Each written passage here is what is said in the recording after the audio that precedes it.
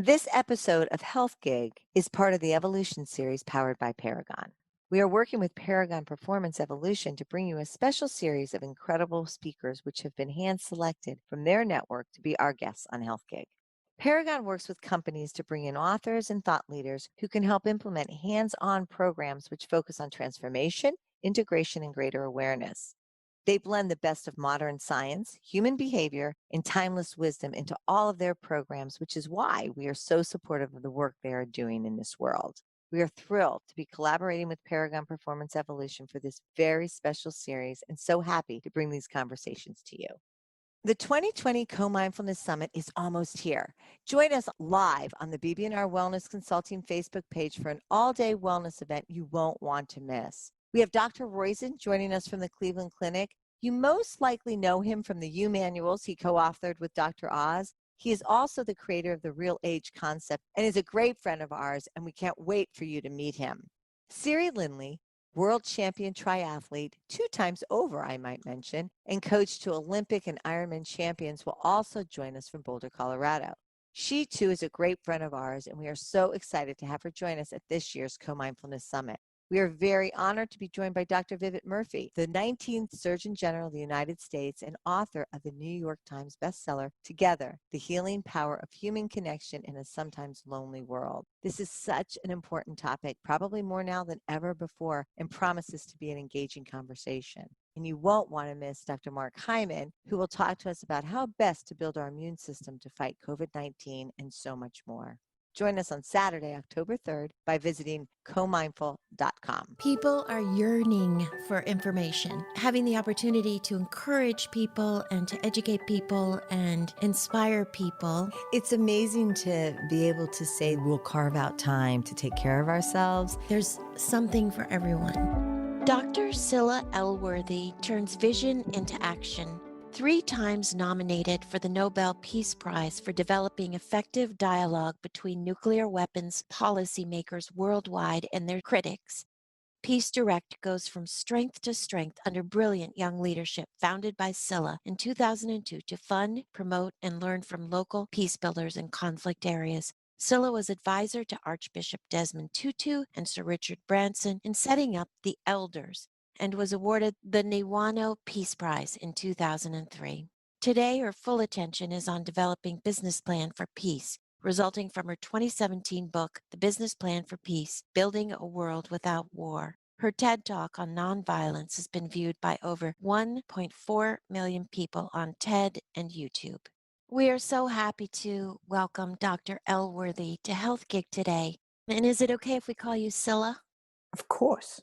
Well, welcome, Cilla, to Health Gig. And we just wanted to start by asking you a little bit about yourself and the evolution of how you became a peace activist, and how did that all begin? It began when I was 13, back in 1956, if you please. And I was watching a grainy old black and white TV in my parents' living room. I saw these huge Russian tanks rolling into Budapest. And it was the Hungarian Revolution. And they were crushing people not much older than me. I was only 13. And I was so upset, I started packing my suitcase. And my mum came up and said, "What are you doing?" And I said, "I'm going to Budapest." I didn't even know where Budapest was. And she said, "What for?" And I said, "It's something so horrible that's happening there. I have to go."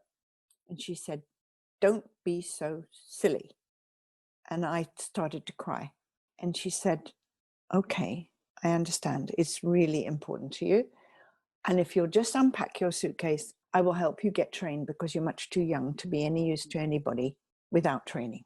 And she did. She sent me off at 16 to work in a holiday home for concentration camp survivors.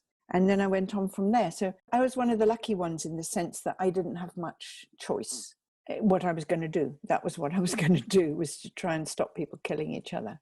That's just remarkable to have had such a clear calling at such a young age. Were your parents activists, or what Not did they do? at all. My parents were very conservative. My father fought in the First World War and then became a farmer. My mother was a traditional farmer's wife. She was very down to earth. I was the 5th child after 4 brothers, and she so wanted a girl that I think She really loved me and understood me very well. So I was very lucky in that sense. My father was far more traditional and quite harmed by his experiences in the war. I also had 4 older brothers, Mm-hmm. and I felt very loved because they kept waiting for a girl. And so I understand your position in your family. What does leadership look like in the new world? Good question. It has to change radically from what we know as leadership at the moment, because let's face it, the leaders you have in the States and we have in Britain are not serving us at all, and certainly not serving the planet.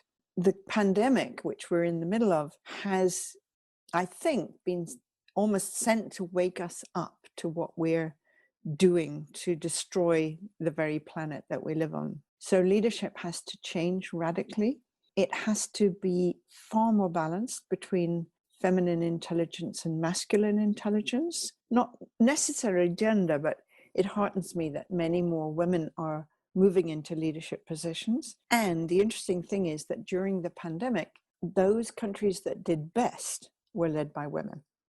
I don't know if you saw that fabulous article in Forbes magazine, I think it was in April, pointing out what those women did. And they did things that were so profoundly connected, like the Prime Minister of Norway. Immediately the pandemic broke, she said, I'm going to have a TV program only for children.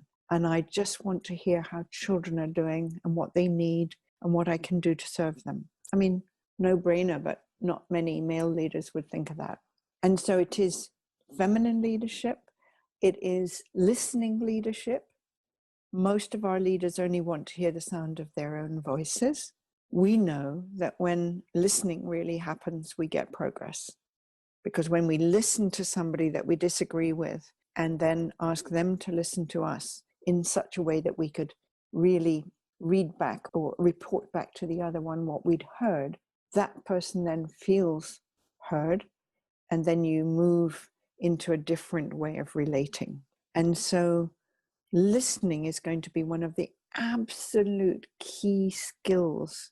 And it's quite difficult for people to get that because we're so used to the one who has the loudest voice being the one who's right. That has to change radically. We also have to get rid of the kind of weapons that are threatening the entire planet. That I'm talking about nuclear weapons, because if there is an accidental nuclear war, which they well could be, I think it's 32 times we've been within minutes of an accidental nuclear war. And that's too much risk for the planet to take. And so we have to get rid of those weapons quickly. Lots of other things I could say, but we need a leadership that actually listens to what the majority of the less vocal, less empowered people need and want.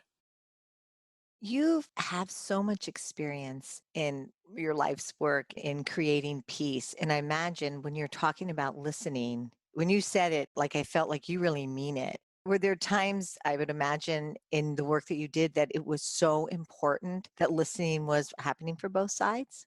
It was fundamental, actually. We couldn't have done the work we did without it. I'll give you one example. After years of research, we found out who were the key decision makers on nuclear weapons worldwide. And we invited them with a great deal of difficulty, but eventually they came to a manor house outside Oxford, totally below the radar, no press, no communiques, nothing. And we invited them just to feel at home. We put little vases of wildflowers by their beds. We had home-cooked cookies by their beds. We cooked family food for them. We sat in a circle with no desks and just listened to one another to actually hear what the other side was saying. So we had Russians, Chinese, British, French, and Americans. It went on like that for 21 years of these quiet discussions that nobody ever heard about, because otherwise we couldn't have done it. So that was when real listening happened and produced the basis of treaties for the governments to then negotiate. That's amazing. And what we're learning is that listening isn't just listening to what someone's saying, but it is what you just described, caring for others, watching people, offering them a way that we all connect through the cookies. In my case, that would have really connected. But anyway, and the flowers. Yeah, exactly. And also listening for the feelings behind the words. Because if I'm having an argument with you and I'm listening to you, I could just say to you, would you be willing to sit with me for half an hour? And for the first 5 minutes, I will listen to you expressing your anguish about our argument. And I'm listening for the feelings. And when I read them back to you after you've spoken, you feel heard. And then we change over. And then I feel heard. That means we can move from here, which is the brain, which is I'm right and she's wrong, to the heart that says, oh my goodness, is that how she feels? And then we have a bridge to walk across to meet each other. But unless we move out of the brain and into the heart, we have more difficulty. This touching the heart, women have the ability to do that. And how do we empower more women to step into these leadership roles? Right. Well, it's not only women who have the power to do that. It's feminine intelligence, which is available equally to men as it is to women. There are now a lot of organizations who are actually working to support women to move into leadership roles. And some progress is being made from a very low start. The UN did some study of how many women sit around peace negotiating tables. And in 2009, they found that only 2.5% of those around peace tables were women. When it moved up to 10% even, the peace agreement would last 15 years longer. And I thought to myself, why is that?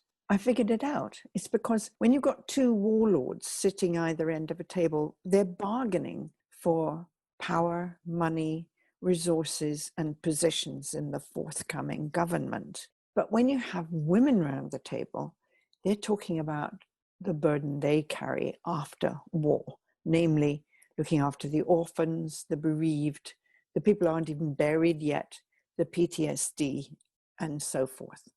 So women bring those concerns to the table, which are human concerns. And if those are attended to in the peace agreement, you stop the cycle of violence going round again. And that's fundamental. So women can humanize politics. And this is what the Prime Minister of New Zealand has done, Jacinda Ardern. You may remember when the suicide bombings happened in Christchurch in New Zealand, she immediately, like that, put on her headscarf and hugged the Muslim women who were grieving, and also forbade the newspapers to carry any photos of the suspected bomber. Because when a big media fuss is made about a bomber, that's exactly what they want, even if they're dead. They want to be on the front page of the newspaper. They have to be deprived of that oxygen of publicity. You also have talked about how women need to learn to take their power and learn to embrace their power, particularly women as we age. Can you address that a little bit? You know, when we go to take a stand or to say something that is perhaps unpalatable or difficult to the general public or to the corporate boardroom or to our superior, we often don't breathe. We get very nervous and our voices get right up here and speaking very quickly in a squeaky voice. And that's not a good way to put your point across. So in my little booklet that I've just published called The Mighty Heart, I show people how to train themselves to take a stand, to make their voice heard.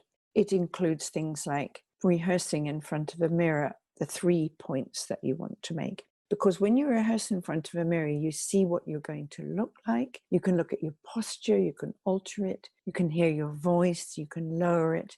The more you can lower your voice, the more grounded you are and the more deeply you breathe. It's really worth deep breathing before any challenge that involves showing up and standing up for what you believe. And the other great secret is to ground yourself. I often go and stand on the grass or on the ground before I have something difficult to do, because I need to feel the support of Mother Earth. And it is a mother. She is there. She looks after us. She showers us with blessings all the time in terms of food and rain and sunshine and so on. When we need help, we do very well to turn to Mother Earth in whatever way we choose, you know, a walk in nature, touching a tree, eating fresh vegetables that you've grown yourself, all that kind of thing. Is that part of your efforts when you're working with corporate leaders to shift consciousness and create transformation from within? Tell us about that, your efforts to do that. Well, the main one is to teach them to listen. When I was called in by the CEO of the biggest luxury goods company in the world, she faced me with her 26 global presidents.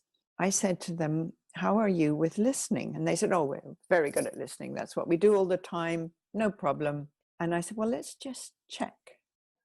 And so I put them through a listening exercise to check how good their listening was. Their mouths dropped open when they got the results. The key thing, I think, working with corporate leaders is first to teach them the basic skills of good communication.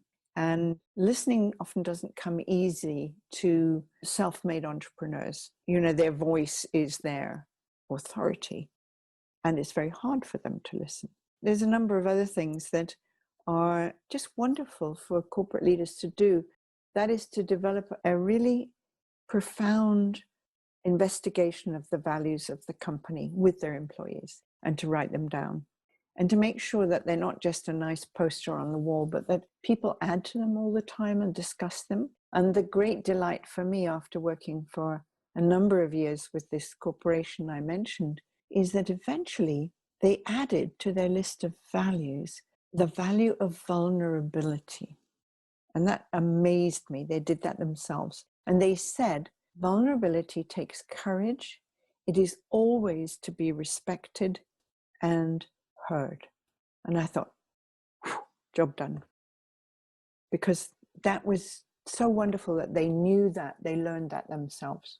And so I love to help companies and corporations shift their whole system into the kind of system that the planet is going to need. Because if corporations, big corporations shift, then we've got a much better leverage to shift the international and global values that we espouse, which is the only way we're going to survive as a species. If we carry on ruining the environment the way we're going at the moment, we're done for. Another couple of generations over. It's not just nice to have, we have to do it. And we have to find out how to prevent war and armed violence before it escalates and gobbles up vast amounts of dollars in armaments.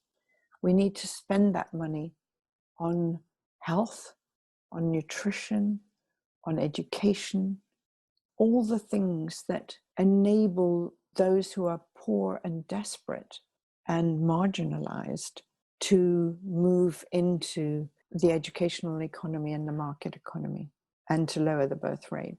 Those are all the things that we have to do in order to survive.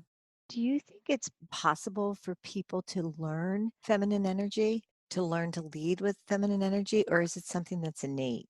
Oh, no, you can learn it. No, easy to learn. Well, maybe not easy.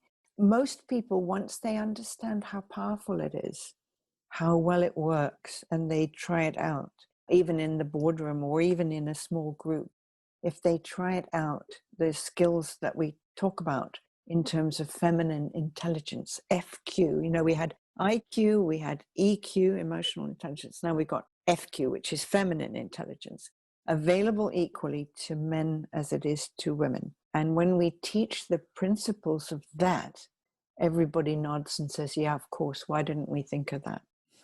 And that is one of the requirements, is to move from here to here. That's one. You know, listening is another.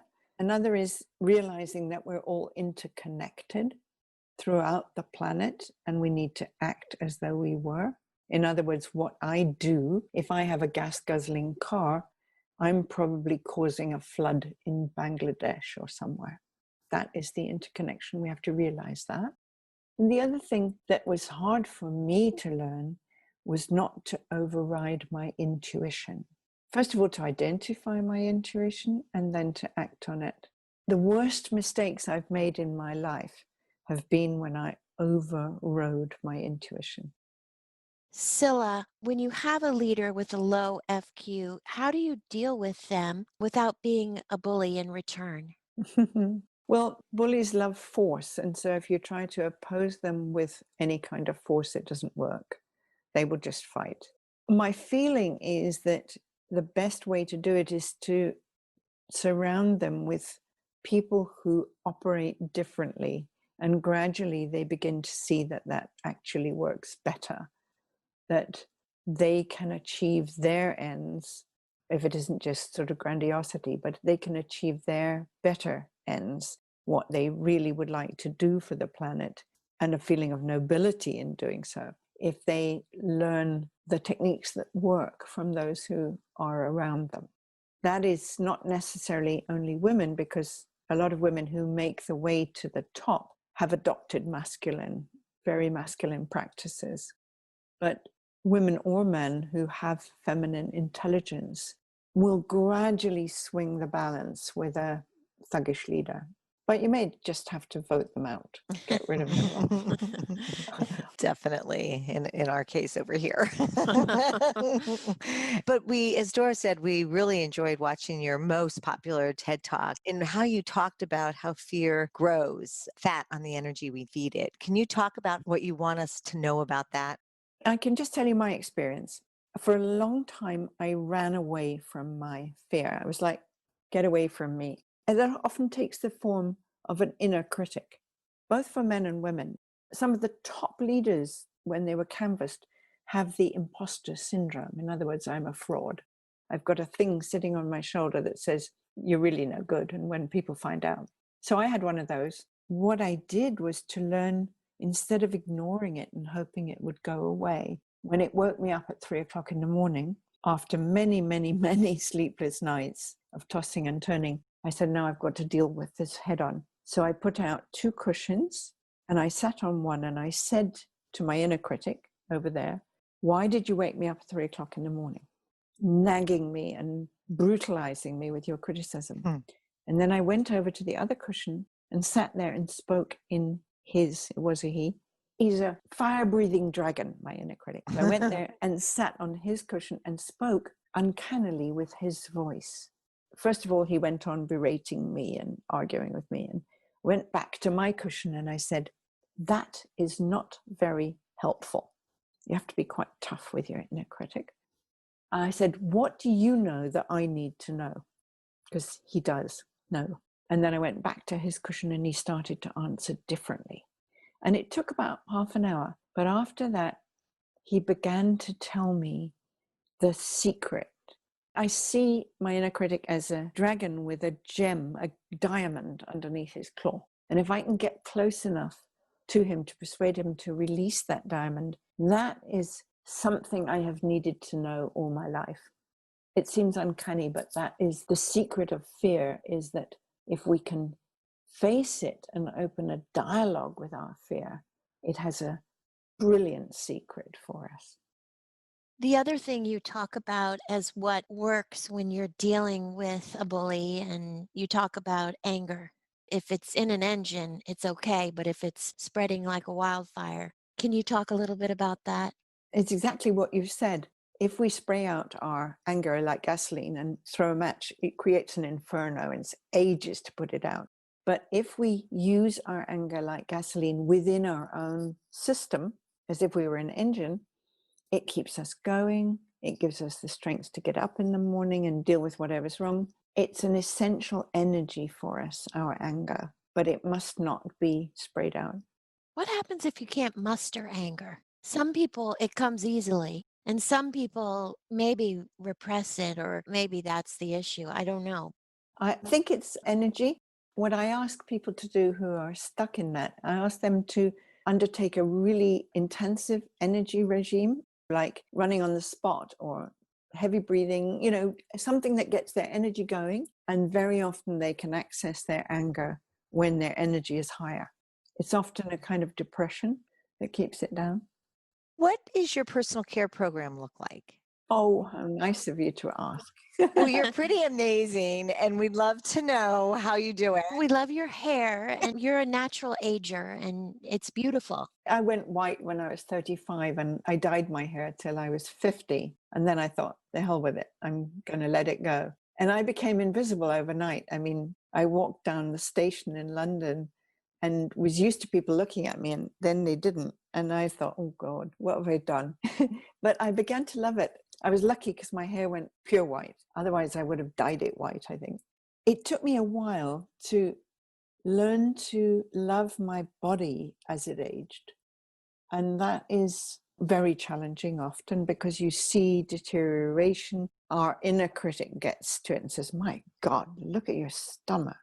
And all these things. So I began to go to my heart and breathe in my heart and then look more kindly and lovingly at myself. And I think that's really important to give, you know, the love that you would give to a child or a godchild or a teacher to a pupil, that lovingness to apply to ourselves. We're not very good at it, and it takes practice, and it is so rewarding for the body to be loved. I think it's deeply health-giving too.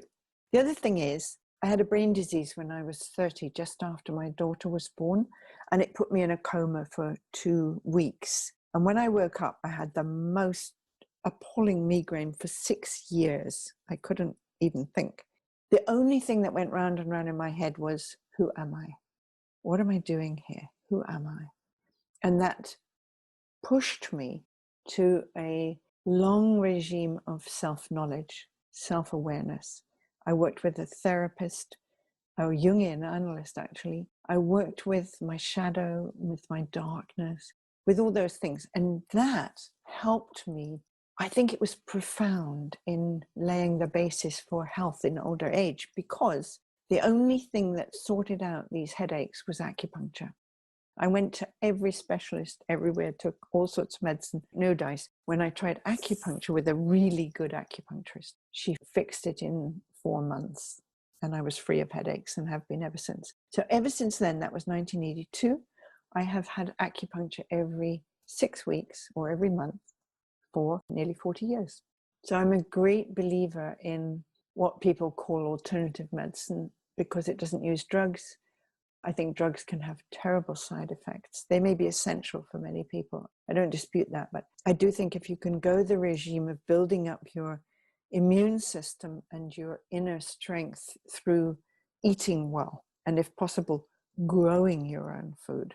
Every morning when I go out to my garden, and I'm lucky enough to have a garden, it restores my health and my sanity.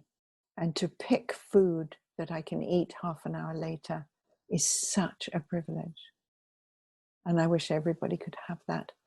I think we heard you also say that as people age, loneliness can happen. You're by yourself, but if you spend these years getting to know yourself and loving yourself, that might not be quite the epidemic it is.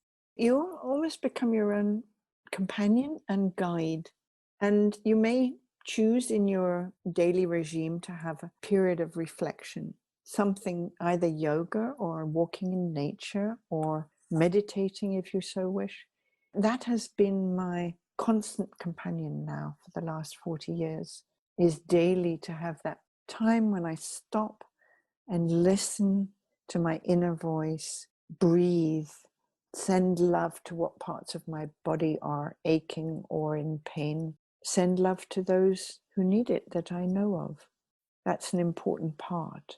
I don't want to sort of preach about loneliness, but I feel that generosity is the antidote to loneliness. And to find something like your dog to love and save and cherish and take care of that is not you, that shifts your attention from me and my worries and my money problems and my neuroses, but actually shift it onto somebody or something or some creature who has less than you do. I believe that's the antidote to loneliness. And music helps. So, what was it like working with Nelson Mandela? Whew. I was lucky enough to work on a project called The Elders, which he was the hero of course. I think it was the second time I was in a room with him. There were about 60 people there, and he walked in and sat down and started speaking. And he's not an orator. He has a raspy voice. But when he started speaking, I got goosebumps. And 25 minutes later, I still had goosebumps. And I asked myself, what's going on here? Because normally you have goosebumps for 30 seconds. Eventually, I found out that it was the energy of this man's integrity. What I learned working with him was that his integrity that he built up over 27 years in jail was so beautiful that he could manage and work with thugs and bullies. When he came out of jail, of course, he dealt with one of the most brutal governments that the world has ever known, the apartheid regime in South Africa. And I know because I lived there. And he managed to stop his comrades from arming themselves and going for a civil war when he came out of jail, which they would have done, and managed to persuade them to sit down and negotiate, which took the mighty heart of Nelson Mandela. That's been my example. And a little while ago, just after Christmas actually, I suddenly had a premonition that something was coming to the world that was going to demand everything we'd got. I didn't know it was a pandemic, but I knew we needed every possible skill to prevent and resolve conflict. And so I sat down the day after Christmas and started writing down everything that I and much wiser people than myself know about transforming violence and conflict, whether it's verbal violence, whether it's in the family or in the workplace or in the community or even nationally. I realized when I'd nearly finished it that it was all to do with building the strength of the heart. So I called it The Mighty Heart. It's free at the moment on our website. It's free in exchange for a donation to support our work. We've designed and will deliver probably in October a 10-week-long online course, which I will help teach live to people who want to develop a mighty heart, because that's what we're all going to need from now on. You also have talked about how when you go into corporations, how you deal with the unconscious bias, the racism and diversity. It's mainly by asking those who are making decisions in that corporation, listening to how they deal with it at the moment. And often they don't deal with unconscious bias and diversity issues at all. But I first listen to them, because if I just preach at them, it's not going to work. I listen to them and then I ask them questions. And I ask them if they're aware of situations where building diversity, equality, and so on into their corporate system will enable them to do better, to have a happier workforce, to diminish stress, which is a killer in corporates at the moment. And many leaders are becoming aware of that because they're losing so many people to absenteeism and illness through stress. So if they were to build in courses for all their employees on de-stressing, on ways to deal with conflict, to manage interpersonal difficulties better and more smoothly, with more generosity, it would serve their bottom line. They would do better. They would have a far more creative and happy and productive workforce and teams. But we can also look at the younger generation of spokespeople, young men and women in their 20s and 30s who are becoming articulate and very clear about what they feel the planet needs and what they're prepared to do. I don't know if you know this, but the survey that was done of young men and women applying for jobs in very sophisticated areas like high finance and banking and so on, and 45% of them ranked people, purpose, and planet before profit. In other words, they didn't ask what they were going to be paid, but they asked, how do you care for your people? What will be my purpose in working with you? And what do you do about the planet? I believe that the younger spokespeople are very often the voices we need to listen to. Wow, Cilla, this has just been amazing to spend this time with you. Thank you so very, very much. Well, thank And you. can't wait to learn more from the Mighty Heart. Love the title too. Mm-hmm. Well, thank you for doing what you're doing. You're doing a great job. Thanks again. You're welcome. Thank you for joining us on Health Gig. We loved having you with us. We hope you'll tune in again next week. In the meantime, be sure to like and subscribe to this podcast and follow us on healthgigpod.com. I'm Trisha. And I'm Doro. Be well.